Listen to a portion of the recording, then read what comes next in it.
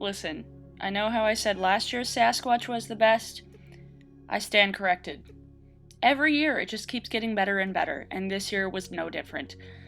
It was another 4-day affair, and this time my sister actually got to come with me, and we got to camp, and it was really, really fun. We got there the first night too late to actually see anybody, so we missed explosions in the sky, sadly, but we managed to set up our tent by ourselves in the dark with wind blowing us around, so that was fun.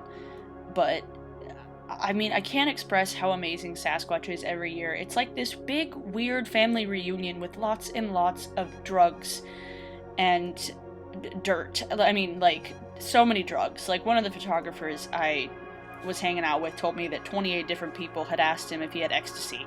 He was like, "Do I look like I have ecstasy?" And I was like, "Not to me." And some Canadians offered my sister some MDMA. Obviously, she didn't take it because the first rule of taking drugs is that you don't take them from strangers. But even as big as some of the acts are, like Jack White or Beck or Bon Iver, there are still those musicians that I find myself so close to, whether it be Pickwick or Hey Marseille, that are like, they're just like us. They're from Tacoma, they're from Seattle, they are friends with my friends, they are kind of friends with me. Like, it's such a weird phenomenon having this community be so small yet so large, because I think that's the one thing that we have that other festivals don't have. Like, Sasquatch, it's out in the middle of nowhere. Like, I don't know where Bonnaroo is in its respective area. I know Coachella is, I think, closer to a big city, and then Lollapalooza is in Chicago, so we are kind of like this pilgrimage to the music mecca, and it is definitely my favorite part of the year. And this year was just so amazing. Like, I got to see Jack White.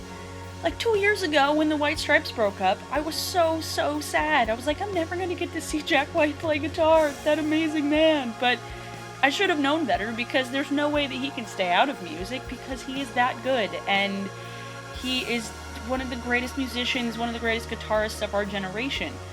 And I felt so privileged to be able to see him play and to get close enough to get decent pictures this year. It was fantastic. And I got to meet new friends. I got to see people that I haven't seen in a very long time. I mean, I feel really bad that a lot of my friends who are photographers I haven't gotten to see since the last festival, since Bumbershoot. And, I mean, there's something wrong with that when I am so close to these people and so connected with these people, and it takes us to drive 4 hours outside of the city to finally hang out.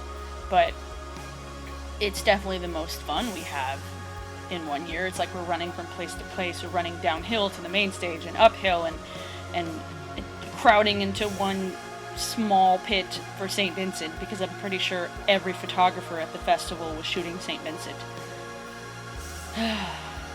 But, I mean, year after year, I still feel so blessed and so just flabbergasted that I get to be a part of this community. And this year, I mean, I'm even more part of the community because I know more people who are in bands and playing on the stages. And when I saw Head in the Heart, I mean, last year it was amazing when I saw Head in the Heart, but when I saw Head in the Heart play this year on the main stage, I got so teary-eyed. Like, Charity made me cry, because she was crying.